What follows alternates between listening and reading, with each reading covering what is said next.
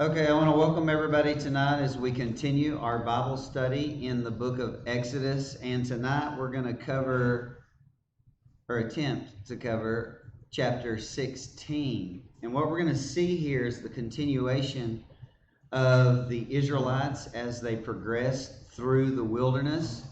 And we're pretty much going to see the same thing that we seen last week. It's been 2 weeks since we met. So last week, everybody remember what we covered? Just a few verses, right? And it lasted an hour. We finished chapter 15, which follows on the heels of their crossing of the Sea of Reeds.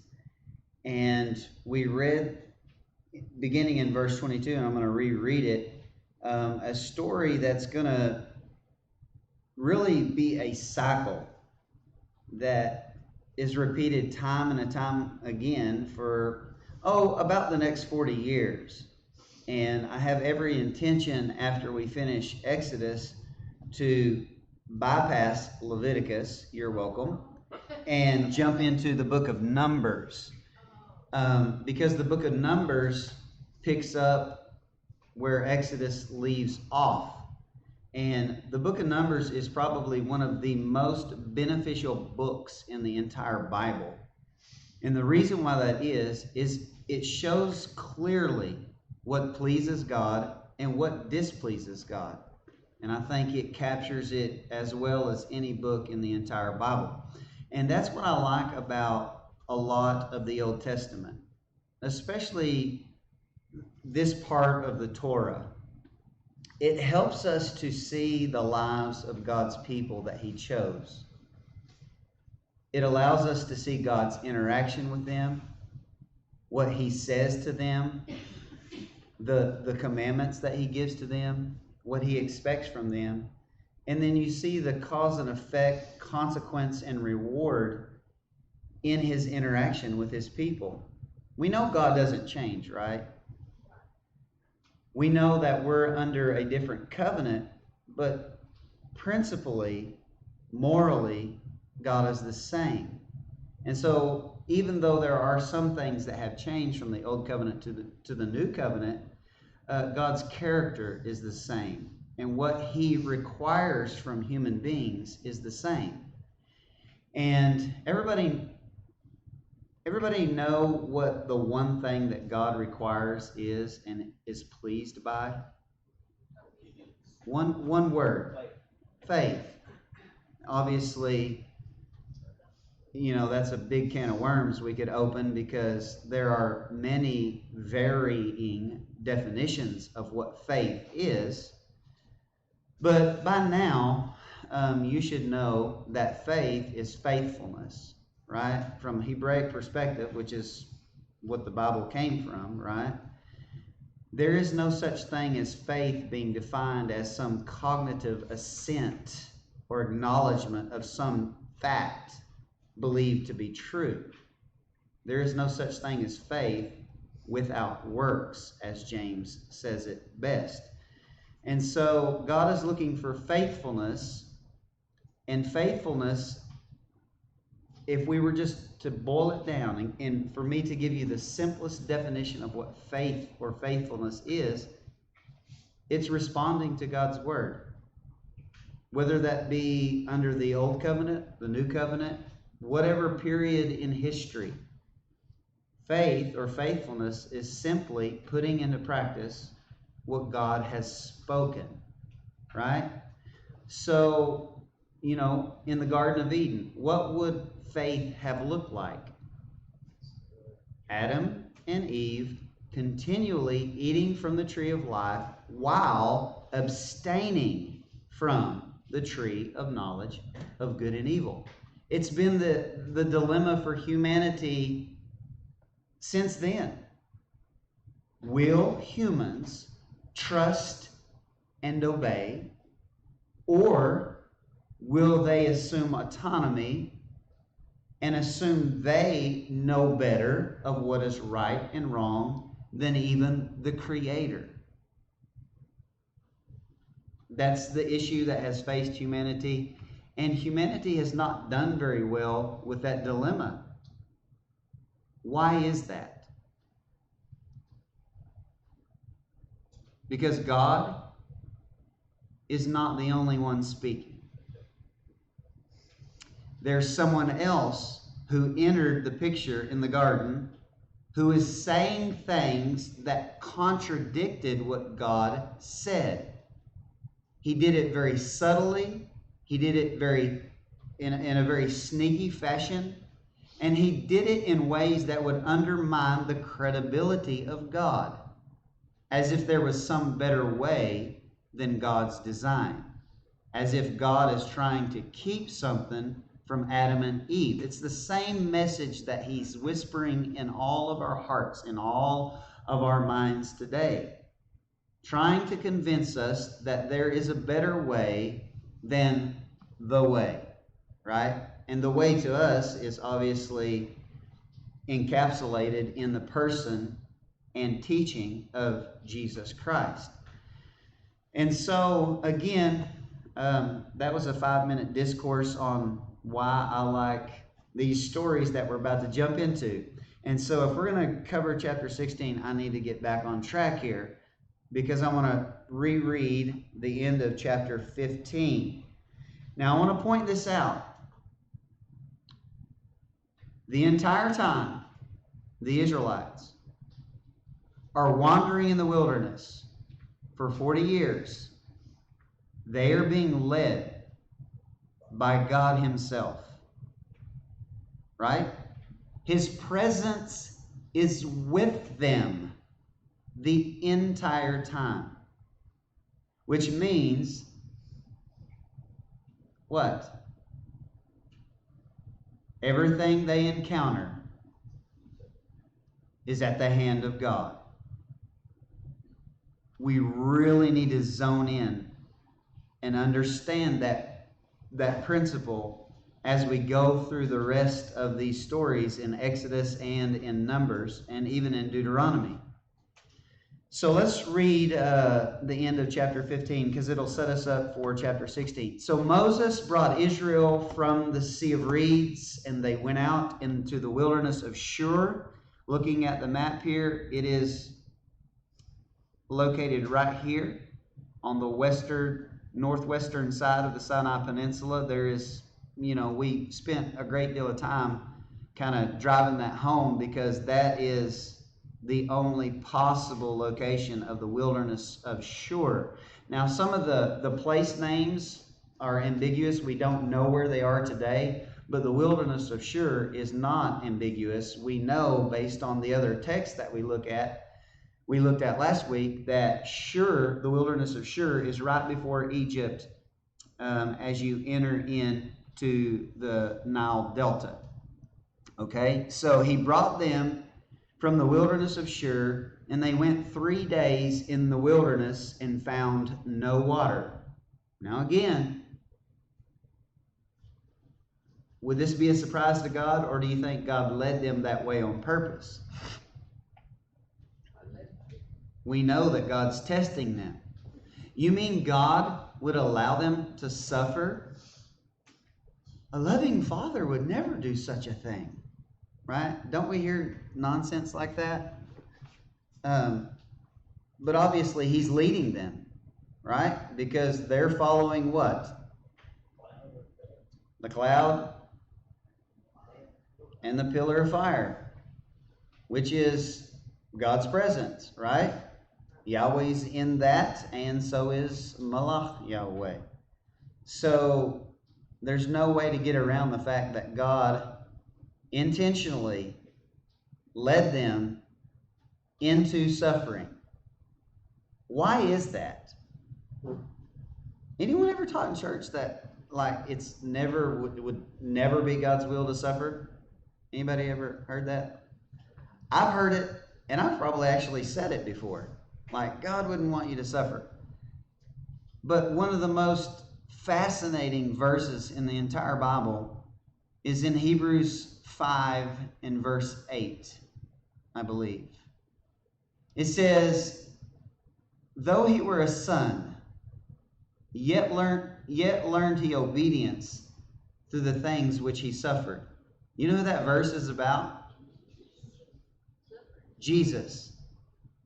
What? You mean even Jesus had to demonstrate loyalty, trust, and obedience through suffering? Yes. So wouldn't it be kind of insulting for us to think that we are qualified or we should be allowed to escape suffering or testing or tough times, circumstances, etc.? Yeah, it would. But thankfully, we have his witness, his life example to learn from, right? And his teaching to guide us and to lead us. And that's exactly what's happening here. He's led them out into the wilderness 3 days. They found no water. Surprise, surprise. And when they came to Marah, they could not drink of the waters of Marah, for they were bitter. Therefore, the name of it was called Marah.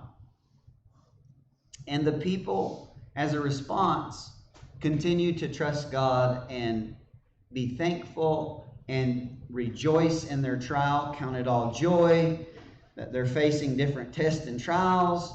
And they reflected on what God had done in Egypt and how thankful they were to no longer be slaves. And, you know, God is still good, right? We still love Moses and Aaron. Without them, we'd still be in Egypt. Thankful that God chose them and is using them. We're just thankful, right? That was their attitude. No. It should have been, right?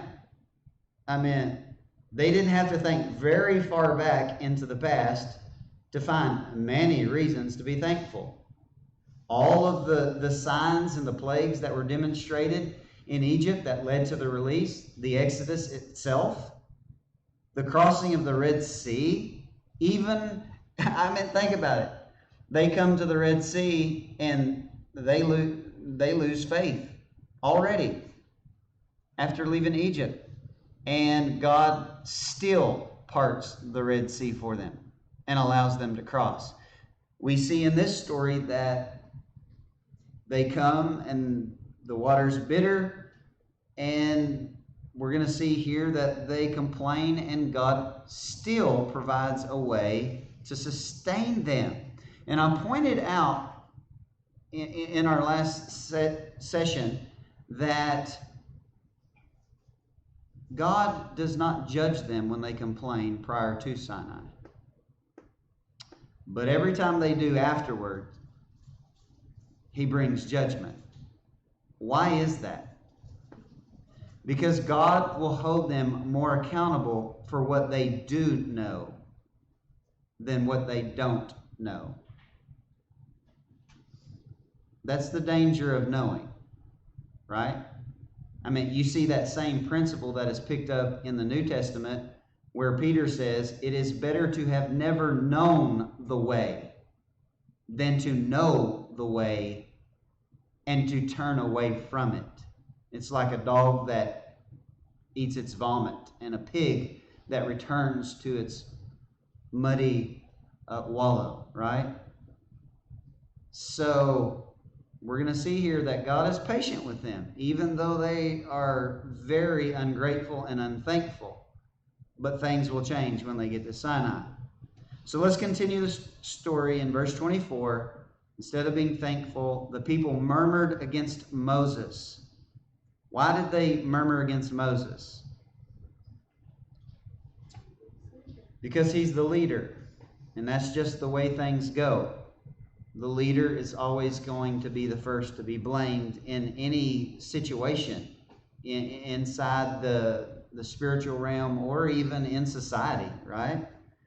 If there's a problem, you go for the head, right? You go to the head and you present your case or your complaining.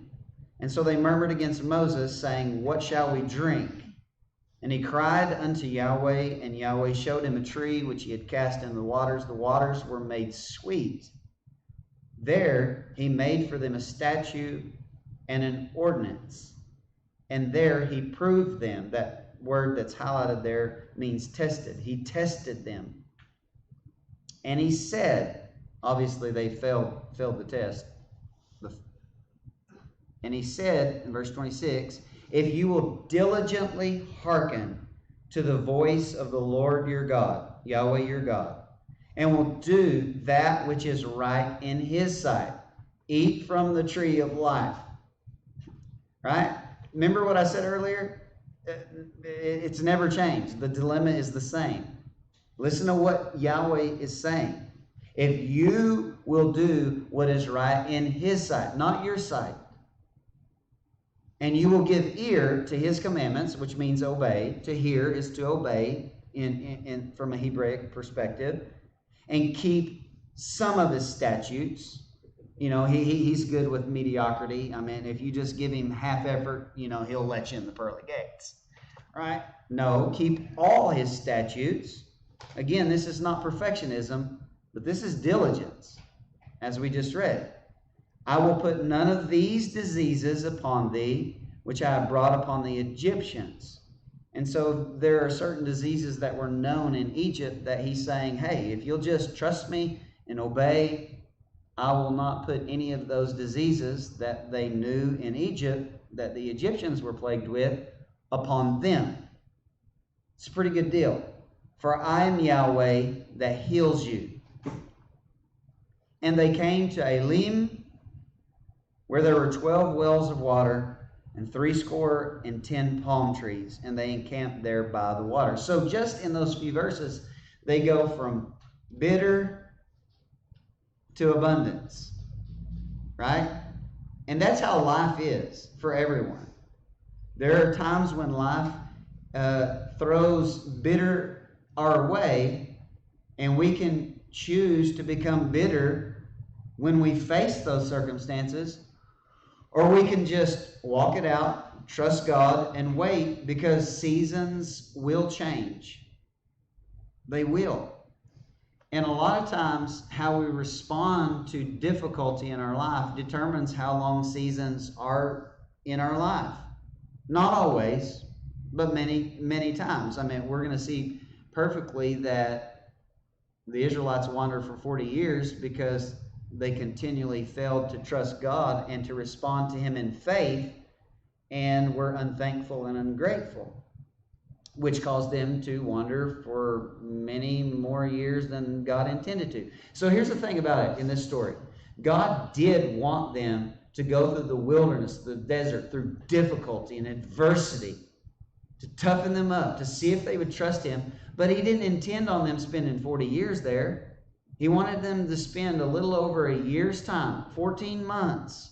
And then he wanted them to go in and overtake the land that he had promised to Abraham and his descendants.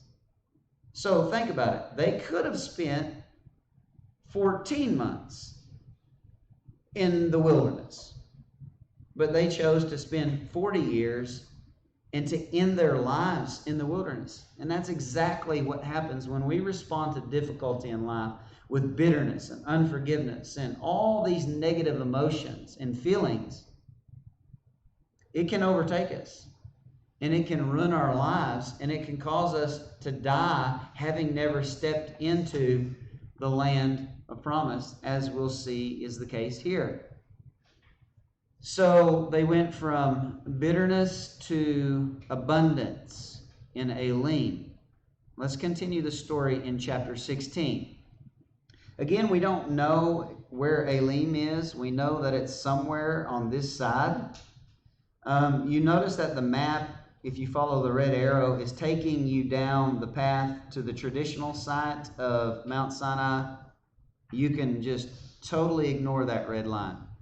It is an utter impossibility for Sinai to be located down at the south end of the Sinai Peninsula. We've already talked about that earlier on in Exodus, I believe in chapter 3, part 1, where the location of Mount Sinai is. And where is it? Right in this area here. Right? It has to, according to the text. Where exactly? We don't know. But if you remember the pictures that I showed everyone last week, It's one of them. One of them mountains that you see. Which one, we don't know.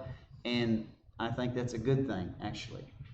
So the wilderness of Shur is here, and they are leaving Elim, which is somewhere in this vicinity. Exactly, we don't know where. But it says they took their journey from Elim, and all the congregation of the children of Israel came unto the wilderness of Sin.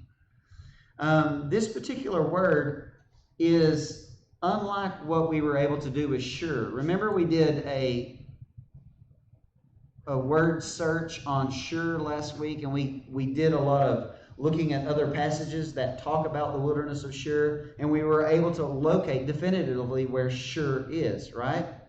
Because there were several passages that talked about the wilderness of Shur.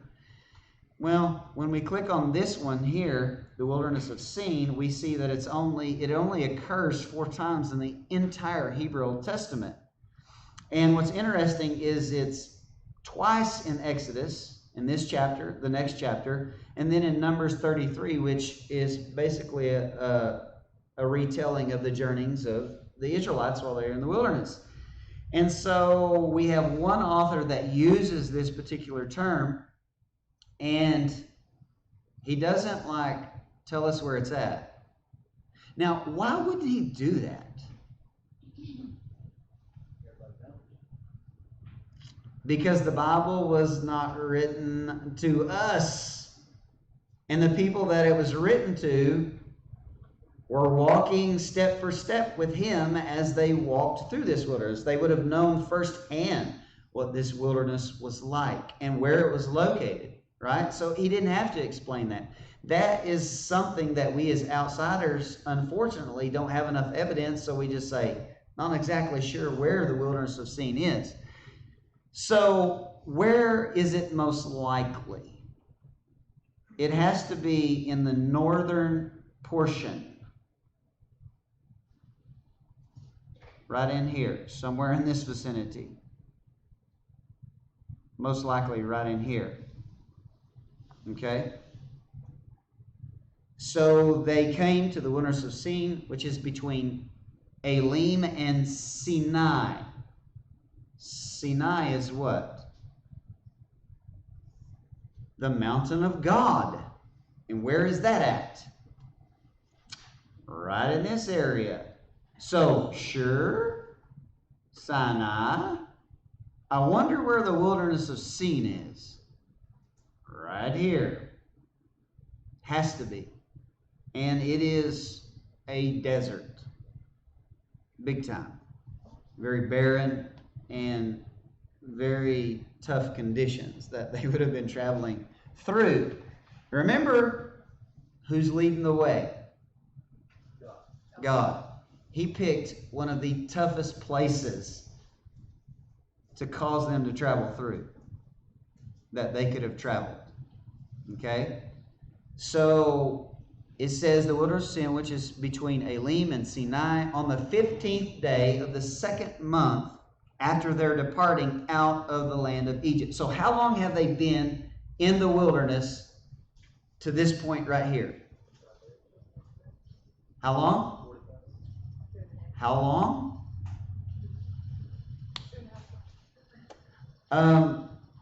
When did they leave Egypt?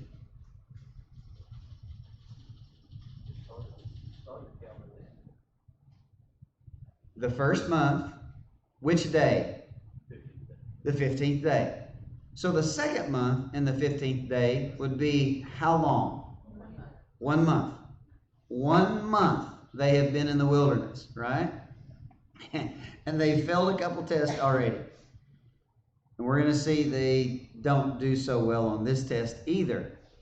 Okay, so they've been there for a month. Now, I want you to put yourself in their shoes. Right?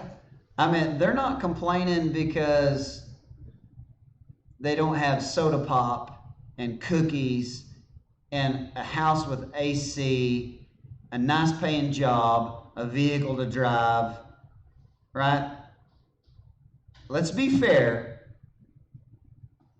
They're complaining about necessities of life, like water, right? In the last story, And we're going to see food in this story. So let's put ourselves in their shoes, okay? Envision yourself in the worst desert you can imagine. It's 100 plus degrees. You've had a pretty traumatic last few months. Before that, you were slaves your whole life. You've seen a lot of stuff. You've experienced a lot of stuff. You're tired. You're thirsty. You're hungry. You're walking a lot. Right? I mean, they've been through a lot. So let's not just throw them under the bus totally, because we need to ask ourselves, how would we have responded? I mean, how often do we grumble and complain over much smaller matters than what we're seeing here? And I wish every one of you could go and see this desert, because it would put a whole new perspective before you. It's brutal. Very brutal. We're talking antiquity where, it's survival out in the wilderness. Okay? None of us would survive, by the way. We're not tough enough, and we're not trained. But they were tougher back then. And so, verse 2, and the whole congregation of the children of Israel murmured. Man, we went from chapter 15, part of them murmuring. Now it says what? The whole congregation. How many of you know negativity is contagious? Why? Because as humans, we gravitate towards the negative. Unfortunately, that's just the case. And I think we would all agree that left to ourselves, that's where our mind will go. Well, they've been out in the wilderness for a month, and their mind has went there. And they're not too thankful to be in the wilderness at all. So they murmur against Moses and Aaron in the wilderness. How do you think God feels about that?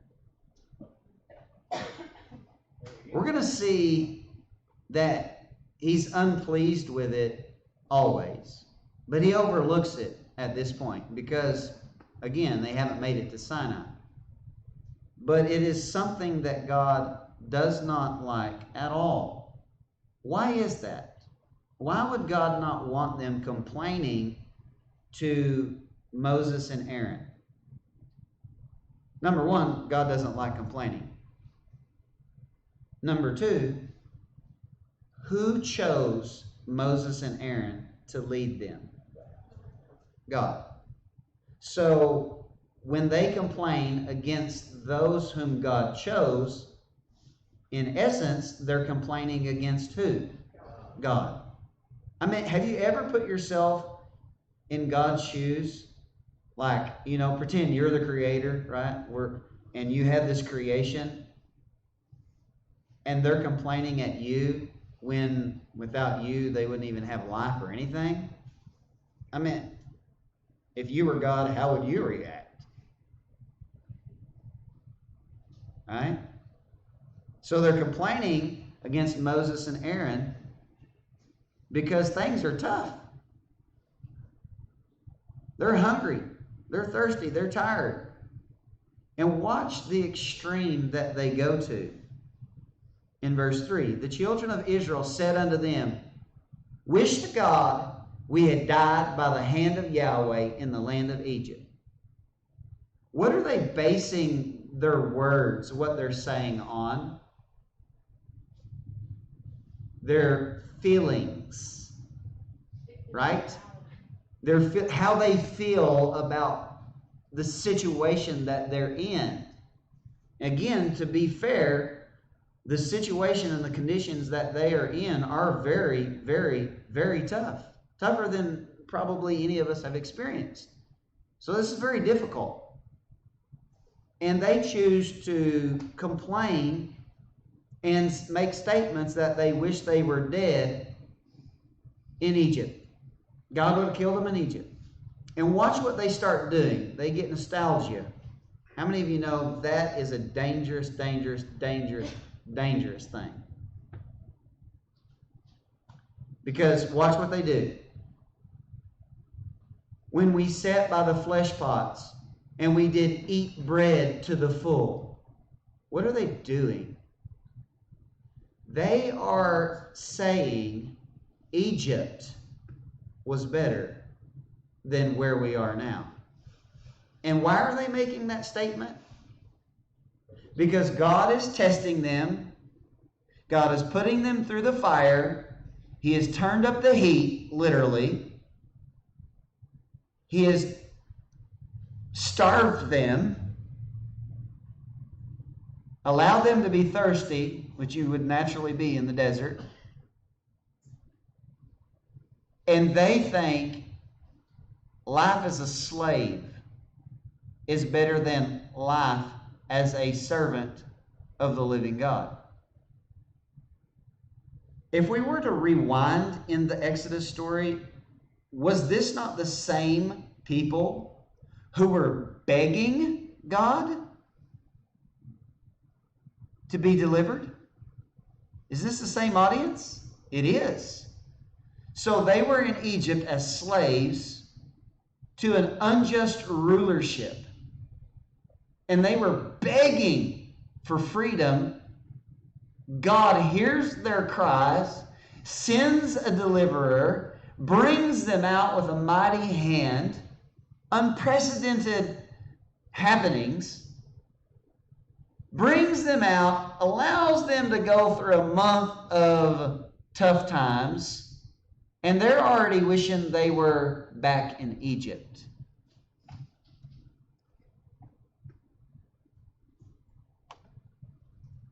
How many Christians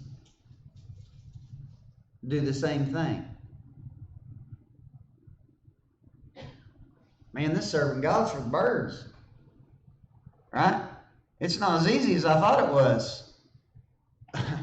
Didn't he tell us that it would be that way? Yeah, he told us. Jesus gave us every warning we could possibly ever need. It's just we just really don't believe him when it comes down to it. Because if we did, we wouldn't be so surprised and unthankful and ungrateful, when difficult times come. Are y'all tracking with me? These are lessons we can learn from and not make the same mistakes that they did. Because they're wishing they're back in Egypt.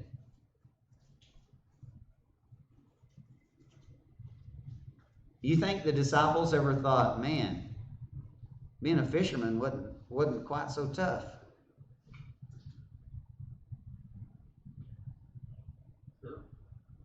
Do you think the thought could have entered Peter's mind when they was ready to crucify him upside down? Man, if I'd have stayed fishing, I'd have never experienced this. You think that thought presented itself before him? You better believe it. Because there's an enemy trying to destroy every human soul. And is trying to whisper sweet lies into our hearts. Especially when things get rough. And so here they are reminiscing, man, we had all the meat we could eat. We could eat to the full. But you brought us into the wilderness to kill this whole assembly with hunger. Notice how irrational they are. I mean, again, put yourself in their shoes and say, okay, God delivered us from Egypt with all these miraculous, undeniable plagues and signs, part of the Red Sea, made water drinkable by throwing a tree in it, and he's just going to let us die. He did all that to just bring us out here and just let us die. Suffer, yes. Die, no. Did you know we're a lot tougher than we think we are? If we'll just trust God when things get tough. Because when we are weak, he is strong. Did you know that's true? It is true. If you trust God. That's a big if, right? Because if you don't trust God, you can let circumstances overwhelm you, and you can let feelings dictate what you say and what you believe. And that will change the course that you travel. that's unfolding right here. And so, again, it started with them thinking, life in Egypt was better. What is Egypt a type of? The world, or you could also say, what does the world offer? Sin, essentially. Things that do not please God. And here they are wishing for those things again.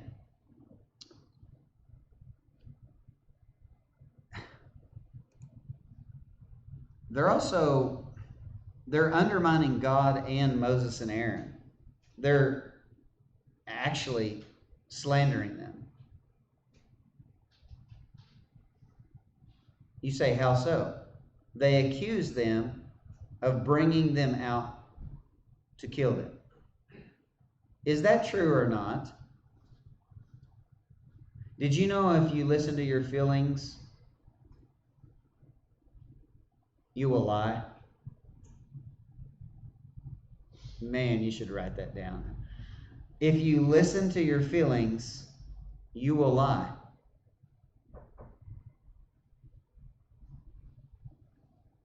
Your feelings cannot be trusted. It doesn't change the fact that circumstances were tough. You don't have to go in denial. But could they have chosen to be thankful even in the difficult time? I think I remember a scripture saying, rejoice in the Lord always. And again, I say rejoice. When should we rejoice? Always. Why should we rejoice? Because we have the same promise they had. They were being led by God. Right? His presence was with them. His presence didn't go anywhere. Yeah, circumstances were tough, but His presence was still there. Did Christ not leave us that same promise?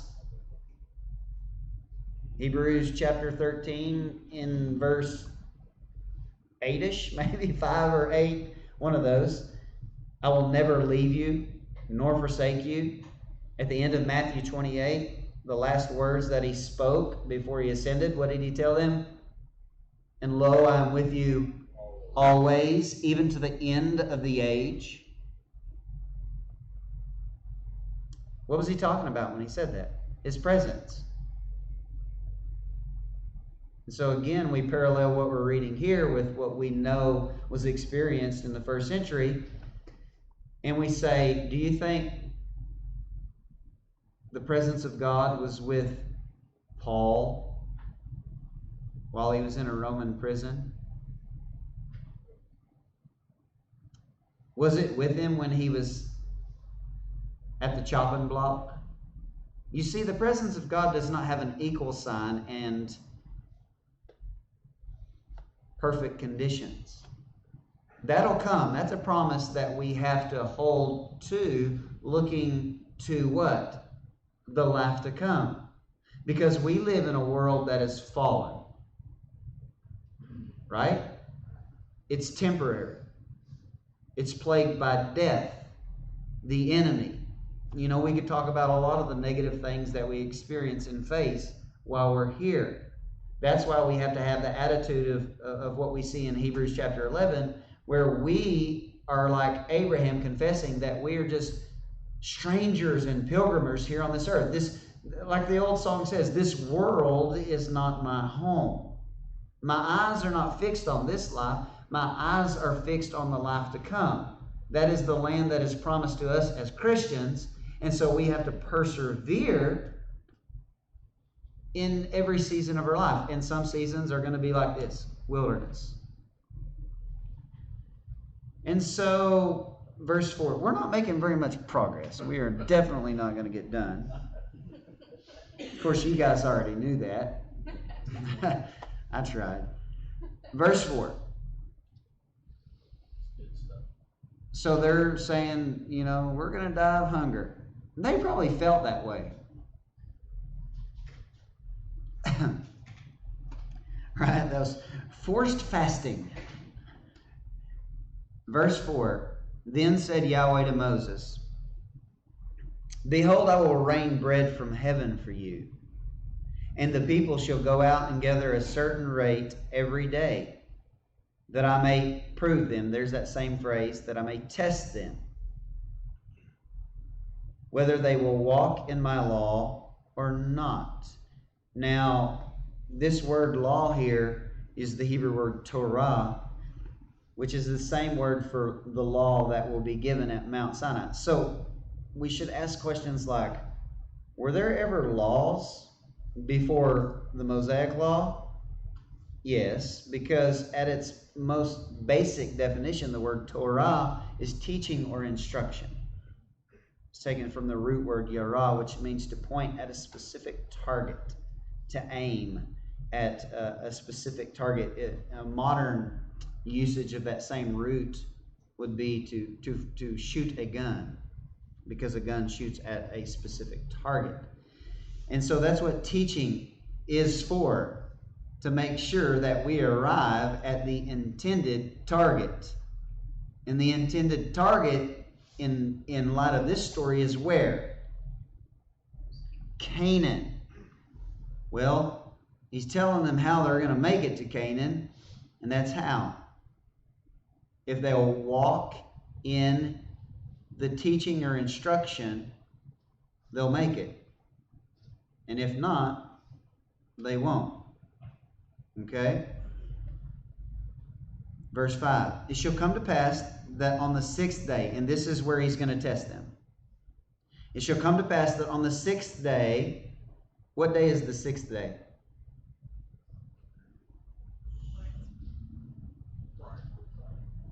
Friday. Yom Shishi in Hebrew. How many of you know what Yom Shishi means? You ready for this? It's really deep. The 6th day. Literally, that's what they call it. On the 6th day, they shall prepare that which they bring in, and it shall be twice as much as they gather daily. So what he's saying here is every day there's going to be bread from heaven. But on the 6th day, they're going to gather twice as much. Now, the way it's worded here, it has led people to erroneously say that they would gather the same amount and God would supernaturally multiply it. But all you have to do is keep reading. Verse 22 specifically spells out they would gather twice as much on the 6th day. Okay? We'll read that maybe not tonight, but we'll read it at some point. But here's the point. Every day they will gather a certain amount, but on the 6th day they will gather twice as much. Why is that? Because God is going to establish a principle that will distinguish them from all other people groups in the ancient Near East, and that is the observance of the Sabbath rest. Now, why would God establish this rule, and why would this rule be so important to govern the lives of the Israelites? Because where does it take them? Back to the creation story. And it is a reminder, and this is really simple. God is the creator. They are the creation. That right there is an understanding that is lacking in most humans. But it's necessary if one is going to be diligent and faithful to God. You've got to know your role, right? You got to know the pecking order, right? There's God, and then we're not even on the scale, right? God is the creator. And so God has the say. And what distinguished the Israelites as a people from this time forward is that they would observe the Sabbath. And so when they would have any interaction with the nations that surrounded them, there would be this rule. We don't do business on the Sabbath. Well, why not? Well, let me tell you why. Because we serve the creator of all things. Right? It's very easy to see why this principle would have been instilled aside from the benefits of resting once a week. And that is to open up a dialogue with the other nations, because God wanted to use Israel to even reach the nations, which found its climax in Christ. So verse 6, and Moses and Aaron said unto the children of Israel, at evening, then you shall know that Yahweh has brought you out of the land of Egypt. And in the morning, you shall see the glory of Yahweh. For that he hears your murmurings against Yahweh. Now, what did the text tell us earlier? Their murmurings were against who? Moses and Aaron. But what does it say here? It's against the Lord. Right? Now, I wonder, does that same principle apply today? Like, if you complain against those who are appointed by God, you're actually complaining against God? Well, we need to ask, are those appointed by God today as significant as Moses? Because, to be fair, he's a pretty significant fellow, right? I mean, he's the one guy who God showed up in a burning bush and said, go let my people go, right? He could have chosen a lot of other people. And he is very prominent, especially in Judaism. So, again, we return to the question. Does it still apply today? Or would it be more or less so?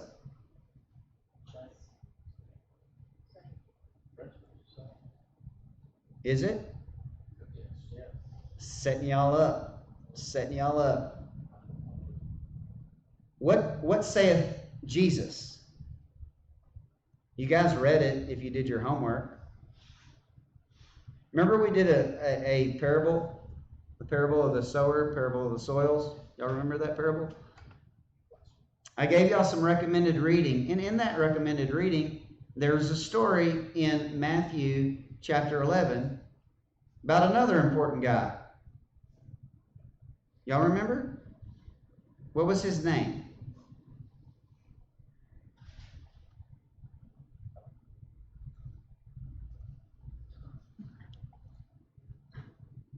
Matthew 11, anyone? Y'all could cheat and look real quick. Oh, Lord, help us. Shall we go? All right, Matthew 11. It's the story of John the Baptist, right? And John the Baptist is doubting if Christ is the Messiah. And Jesus answered, verse 4, go show John again those things which you hear and see. The blind receive their sight, the lame walk, the lepers cleanse, the deaf hear, the dead are raised, the poor have the gospel preached to them, all which are fulfillment of Scripture. And blessed is he who will not be offended of me. And watch what happens in the dialogue afterwards. And as they departed, Jesus began to say unto the multitudes concerning John, what did you go out in the wilderness to see? A reed shaken with the wind? But what went you out to see? A man clothed in soft raiment? Behold, they that wear soft clothing are in kings' houses. But what went you out to see? A prophet? Watch what he says. Yes. And I say unto you, and more than a prophet. For this is he of whom it is written, behold, I send my messenger before your face, which shall prepare the way before you. Verily I say unto you, among them that are born of women, there hath not risen a greater than John the Baptist. Wow, John the Baptist, greater than sign, Moses. Did he not just say that? He's greater than a prophet, and he is the greatest born among women up unto his life, right? But watch what he follows it up with. This is even more astounding. Notwithstanding, he that is least in the kingdom of heaven is greater than he. Wow. So you mean it gets greater than John the Baptist? Yeah. Who's least in the kingdom of heaven? What did Jesus teach about this principle? If you want to be greatest, you have to be least. So he meant the greatest in the kingdom of heaven, which would be in reference to who? In the immediate context of the Gospels. Was there a certain number of guys that he chose out to govern his new people? The apostles, right? So the apostles clearly would be more prominent or greater than Moses and even John the Baptist, right? So, does the principle that we just read about back in Exodus, does it apply today? Yes, no, or more so? More so. The obvious answer is more so. Why? Because we're still under the new covenant, and we're still following the teaching of Jesus and the apostles, right? And we'll be following that teaching until Jesus returns. So, to resist the teaching of Jesus is more egregious than what we're seeing in the story of Moses, right? So, are we called to a higher level of honor and respect for those whom God has chosen under the Old Covenant or the New Covenant? The New Covenant. Why? The book of Hebrews, the entire book tells us why. Because the New Covenant is a better covenant with better promises, which was established with a better mediator, a better go-between, right? Let me ask you a question. Moses or Jesus? Which one is greater? Obviously, the book of Hebrews tells us it's incomparable, right? So again, we see the principle applies even more so in our day today. So we need to be careful about, what we complain about and who we complain about, because it does matter to God and He is still listening. We see that in Acts too, right? What happened when Ananias and Sapphira lied to those whom God left in charge? They were judged, right? We're going to see that after the law comes, the same thing happens in this story as well. Okay, let's continue. He said, "In the morning you shall see the glory of the Lord, for He hears your murmurings against the Lord. And what are we that you murmur against us?" So there's that equal sign there between Moses, Aaron, and the Lord. Now, let me ask you a question. Was Moses and Aaron perfect? No. But let me ask you another question. Do you think that the children of Israel were more in the know than Moses about what God wanted and what God's word meant? No. Did not Jesus himself say while he was here, a disciple is not above his teacher? You could apply that in many different scenarios, right? What's he teaching? Principle of honor, right? Understanding authority, because it's very important principle to God. Are y'all with me? That's why he always chose one leader. You ever notice that? He never chooses a committee. He chooses a leader to lead the new people of God. And then there's delegated authority that umbrellas from that, right? We'll see that happens here in a few chapters with Moses as well. And the simple reason why is one person can only do so much, and so you have to have layers of delegated authority, right? Jesus, the 12. You could say Jesus, the 3, the 12, the 70, right? On and on. Are y'all still with me? Y'all think we're going to get done? No. So they're murmuring against Moses, Aaron, Yahweh. Verse 8, and Moses said, "This shall be when the Lord shall give you in the evening flesh to eat, and in the morning bread to the full. For that the Lord, or Yahweh, hears your murmurings, which you murmur against him. And what are we? Your murmurings are not against us, but against the Lord.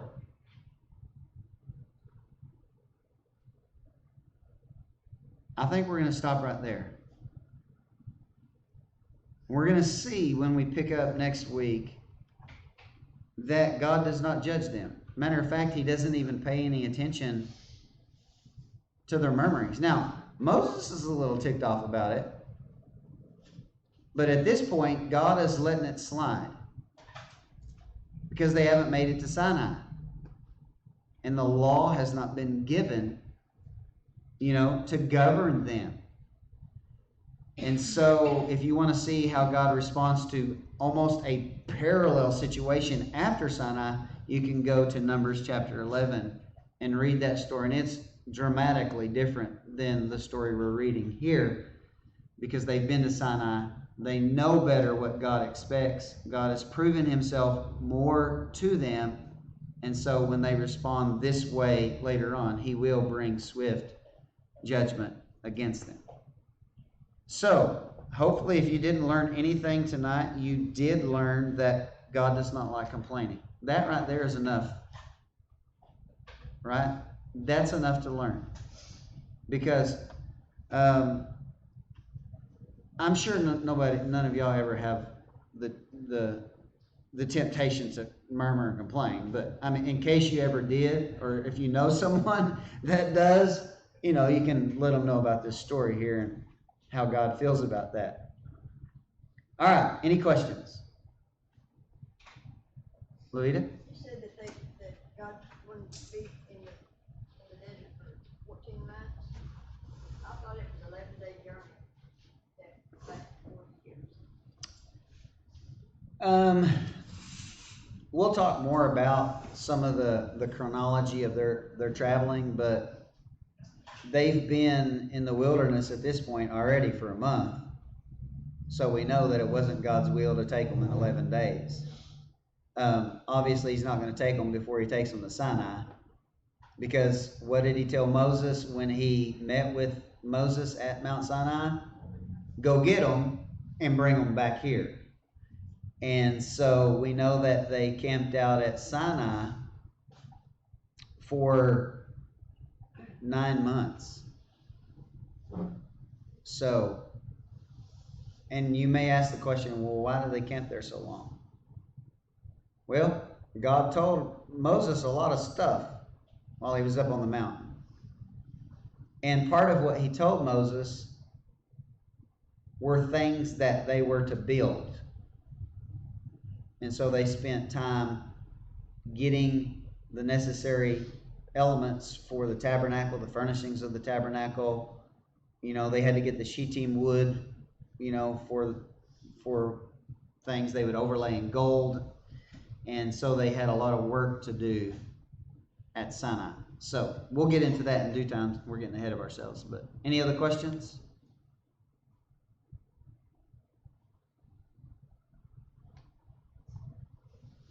Well, I know the desert was bad and it was hot and all that, but don't you think that God is going to send his presence in the form of a cloud by day, in the form of a pillar of fire by night? It's going to be a drastic, noticeable difference for them to know and to realize that, because we know the desert changes drastically at night. It's going to make it survivable, because without it, it's not survivable. And then in the second verse it says, the whole congregation murmured. Do they still get an attaboy for unity? Yeah.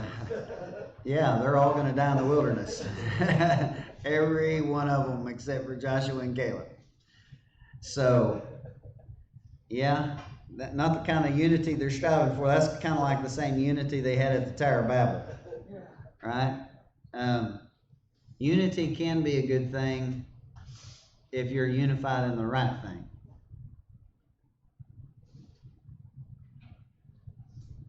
Any other questions?